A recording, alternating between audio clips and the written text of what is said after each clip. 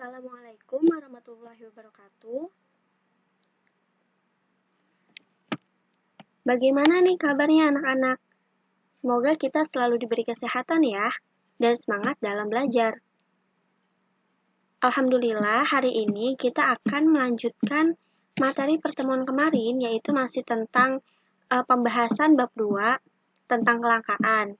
Nah, pada hari ini kita melanjutkan yaitu mengenai strategi mengatasi kelangkaan sumber daya dan masalah pokok ekonomi akibat dari kelangkaan sumber daya. Sebelum kalian menonton video ini, pastikan kalau kalian sudah mengisi daftar hadir di Google Classroom. Dan sebelum memasuki materi ini, Ibu mau sedikit mereview tentang materi pertemuan kemarin. Gimana nih kalian, apakah sudah mereview? Kita review bersama-sama ya. Kemarin tuh kita bahas tentang pengertian kelangkaan. Terus kita bahas tentang faktor-faktor penyebab kelangkaan dan hubungan sumber daya dengan manusia. Apa sih kelangkaan itu? Apakah masih ada yang ingat?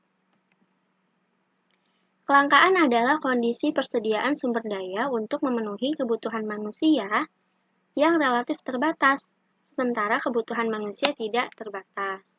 Ada 2 poin nih yang bisa kita ambil. Pertama adalah sumber daya ekonomi yang sifatnya terbatas, dan kedua adalah pemenuhan memerlukan sumber daya ekonomi yang tidak terbatas. Sumber daya ekonomi ini ada macam-macam ya, ada 4 yang kita bahas kemarin, yaitu sumber daya alam, sumber daya tenaga kerja atau sumber daya manusia, sumber daya modal, dan keterampilan kewirausahaan. Lalu apa sih faktor-faktor penyebab dari kelangkaan? Kemarin ada 4 poin ya. Pertama, keterbatasan benda pemenuhan kebutuhan di alam. Misalnya nih, minyak bumi atau misalnya mineral tambang. Kedua, sumber daya itu memerlukan waktu jutaan tahun untuk terbentuk kembali. Jadi, sifatnya terbatas. Kedua, kerusakan sumber daya alam akibat ulah manusia. Nah, misalnya nih, hutan yang gundul atau hutan yang rusak karena pembalakan liar, atau misalnya untuk pembukaan lahan, untuk perladangan, atau perkebunan, nah itu tentunya akan membawa dampak terhadap keanekaragaman hayati yang ada di dalam hutan, yaitu misalnya hewan. Tentu hewan akan mengakibatkan pengurangan kuantitas. Lalu yang ketiga, keterbatasan kemampuan manusia mengolah sumber daya ekonomi yang ada. Keterbatasan ini misalnya rendahnya penguasaan atau pengetahuan teknologi, dan bisa juga kekurangan modal. Akibatnya akan terjadi ketidakefektifan nih dalam pemanfaatan sumber daya ekonomi. Lalu yang keempat, peningkatan kebutuhan yang lebih cepat dibandingkan dengan penyediaan sarana pemenuhan kebutuhan. Nah, masih ingat nggak nih tentang hubungan sumber daya dengan manusia? Sumber daya alam. Apa sih sumber daya alam? Sumber daya alam adalah faktor produksi langsung yang diperoleh dari alam. Contohnya tadi, minyak bumi, cadangan mineral, tanah, dan masih banyak lagi ya. Sumber daya alam ini terbagi menjadi 2, yaitu sumber daya alam yang dapat diperbaharui dan sumber daya alam yang tidak dapat diperbaharui. Selanjutnya, sumber daya modal. Sumber daya modal ini misalnya gini, petani itu dalam bertanam, dia mungkin akan membutuhkan pupuk, membutuhkan traktor atau bajak ya, terus membutuhkan penyemprotan hama, membutuhkan cangkul, bibit padi, dan masih banyak lagi. Itu adalah modal, termasuk modal. Karena tanpa barang-barang tersebut, tentu petani tidak akan bisa memproduksi.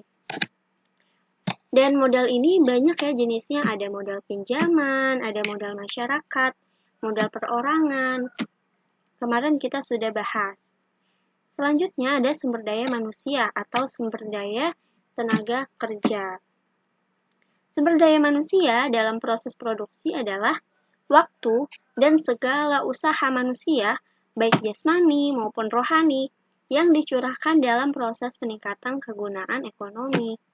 Misalnya nih,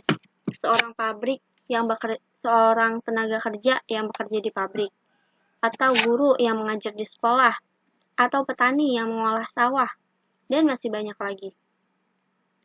Nah, sumber daya manusia ini juga digolongkan dalam dua hal, yaitu berdasarkan sifatnya dan berdasarkan kualitasnya. Berdasarkan sifatnya ada tenaga kerja rohani dan tenaga kerja jasmani. Berdasarkan kualitasnya ada tenaga kerja terdidik, tenaga kerja terlatih, dan tenaga kerja tidak terdidik maupun tidak terlatih. Nah, langsung aja ya, sekarang kita masuk ke materi pertemuan hari ini, yaitu tentang strategi mengatasi kelangkaan sumber daya. Strategi, kenapa sih harus ada strategi dalam mengatasi kelangkaan sumber daya? Ada yang tahu? Coba nanti komen ya di bawah, di kolom Google Classroom. Strategi mengatasi kelangkaan sumber daya ini merupakan hal yang penting untuk semua orang lakukan. Peran ilmu ekonomi dan usaha yang dapat dilakukan manusia untuk mengatasi kelangkaan sumber daya ada 4 poin di sini. 4 poin yang paling umum. Pertama, melakukan penghematan dalam penggunaan sumber daya yang termasuk langka atau terbatas. Contohnya tadi, sumber daya alam yang langka, misalnya minyak bumi atau mineral tambang. Nah, kalau kita sudah tahu bahwa sumber daya alam tersebut sifatnya langka atau terbatas, maka usahakan kita bisa melakukan penghematan terhadap sumber daya alam tersebut. Gitu. Jadi, itu merupakan hal yang sangat penting untuk keberlangsungan kehidupan manusia.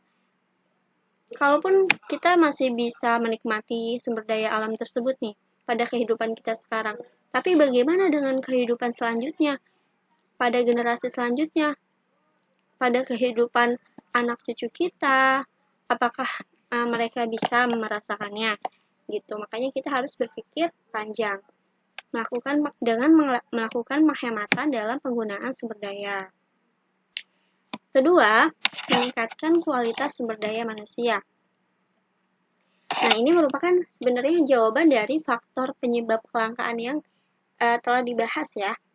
Meningkatkan kualitas sumber daya manusia. Jadi, kita sebagai manusia harus meningkatkan kualitas diri kita agar dalam melakukan apapun atau misalnya melakukan faktor produksi, melakukan suatu produksi barang misalnya. Kalau kita tidak mempunyai kemampuan untuk hal itu, misalnya kita mempunyai soft skill atau hard skill yang biasa aja, apakah barang itu kualitasnya akan bagus atau biasa aja?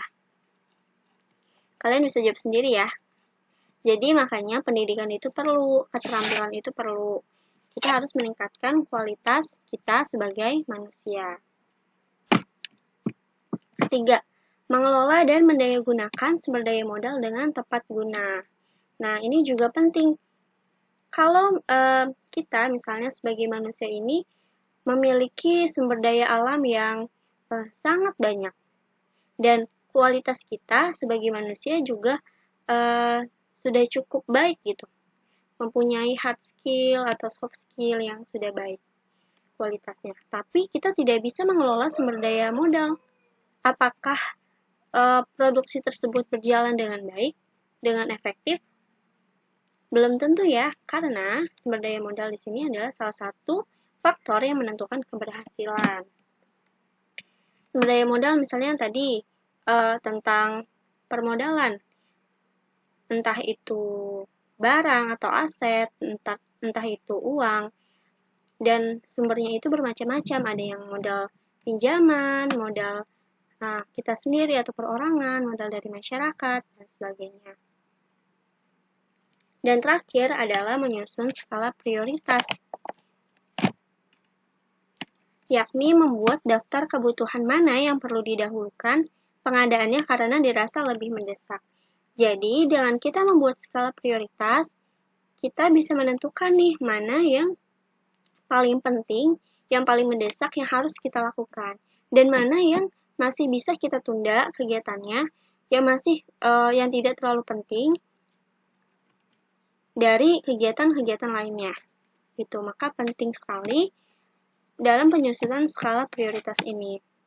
Kalau dalam hal sumber daya, berarti kita harus menentukan sumber daya mana yang sangat penting, yang sangat dibutuhkan, tapi misalnya sifatnya sangat terbatas. Oh, kita harus melakukan ini. Atau ini loh sumber daya yang sifatnya masih bisa diperbaharui. Terus penting juga, oh berarti kita harus memilih sumber daya yang masih bisa diperbaharui ini. Gitu. Jadi intinya strategi ini adalah membantu kita untuk mengatasi kelangkaan dari sumber daya.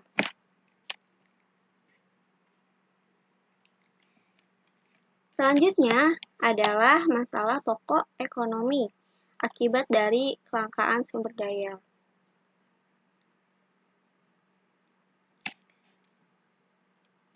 Permasalahan pokok ekonomi ini sebenarnya dihadapi oleh semua orang, yaitu baik dari perorangan, dari keluarga, dari perusahaan, dari koperasi, dari bangsa, bahkan dunia internasional. Ekonomi apa sih? Orang lain banyak yang, bahkan kita sendiri sering sekali menyebut ekonomi. Tapi apakah kita tahu pengertian dari ekonomi? Ekonomi adalah ilmu yang mempelajari tentang pilihan. Nah, setiap hari tuh kita pasti menghadapi berbagai macam pilihan yang harus diambil dalam memenuhi kehidupan dengan sumber daya yang terbatas. Nah, dalam menentukan pilihan itu, kita harus memiliki sikap yang rasional atau sikap yang masuk akal yang perlu dilakukan. Jadi, kita harus mempertimbangkan sebaik-baiknya antara pengorbanan yang kita berikan dengan manfaat yang kita peroleh. Nah, kebalikan dari sikap rasional adalah sikap irasional atau tidak rasional. Contohnya, sikap tidak rasional itu misalnya gini, seseorang konsumen yang berpenghasilan terbatas, namun selalu membeli barang-barang bermerek hanya untuk mengikuti mode atau tren. Nah, itu merupakan sifat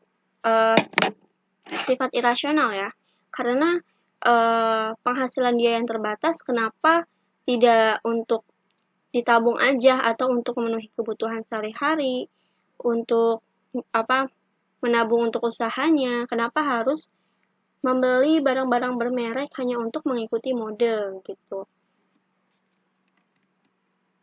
Lalu prinsip ekonomi itu apa sih? Nah, prinsip ekonomi merupakan pedoman agar pelaku ekonomi berusaha dengan pengorbanan tertentu untuk mendapatkan hasil maksimal atau dengan pengorbanan tertentu diusahakan kerugiannya minimal. Menentukan pilihan secara rasional tidak hanya berlaku pada kegiatan konsumsi. Dalam kegiatan produksi, seorang produsen dituntut untuk menentukan pilihan terbaik dari alokasi sumber daya produksi. Namun prinsipnya, output dari proses produksi haruslah menguntungkan. Jadi, intinya, prinsip ekonomi ini adalah hasil dari proses produksi ini harus menguntungkan. Misalnya gini, pembuat nasi goreng itu harus memutuskan apakah ia akan membuat nasi goreng dengan harga murah, tapi rasa dan bahannya biasa-biasa aja, atau dia mau membuat nasi goreng dengan harga mahal, tapi rasa dan bahan-bahannya itu berkualitas. Nah, dalam hal ini, pedagang itu harus memperhatikan banyak faktor, seperti modal yang ia miliki, kemudian calon konsumennya, gitu. Barulah pada prinsip ekonomi, di mana proses produksi itu harus menguntungkan. Selanjutnya, menurut ekonomi modern, masalah ekonomi dapat terakomodasi dalam pertanyaan besar, yaitu pertama, barang apa yang harus diproduksi dan berapa jumlahnya. Jadi, kita dalam menyelesaikan masalah pokok ekonomi ini dengan beberapa pertanyaan. Barang apa sih yang harus kita produksi? Kita harus lihat di pasaran yang sedang tren itu apa, atau yang sedang dibutuhkan oleh konsumen itu apa, yang selalu dibutuhkan konsumen itu apa. Gitu, kita harus melihat dari sisi pasarnya. Dan berapa sih jumlahnya? Berapa jumlah dari barang tersebut yang harus kita produksi? Kira-kira efisien nggak kalau misalnya kita produksi sekian?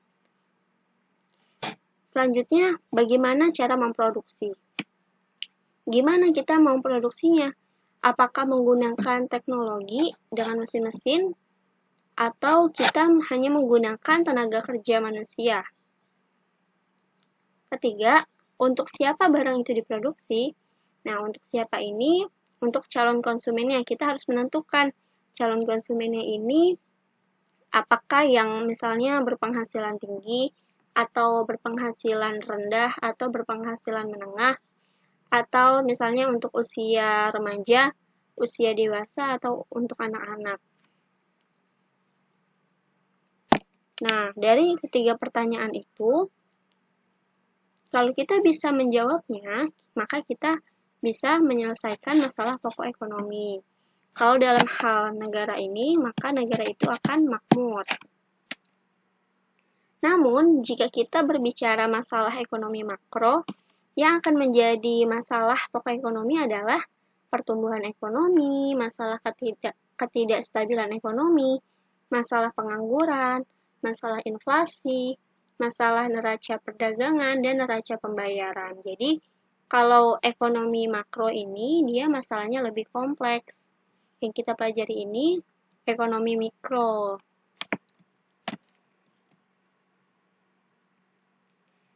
Nah, untuk pertemuan hari ini telah selesai pembahasannya. Ibu harap kalian bisa mereview lagi agar tidak lupa dengan materi yang sudah dipelajari. Dan apabila ada pertanyaan terkait materi ini atau mengenai apapun tentang pelajaran ini, diharapkan untuk komen di Google Classroom, maka kita akan berdiskusi di sana. Itu aja, semoga bermanfaat materi kali ini. Sekian dari Ibu. Wassalamualaikum warahmatullahi wabarakatuh.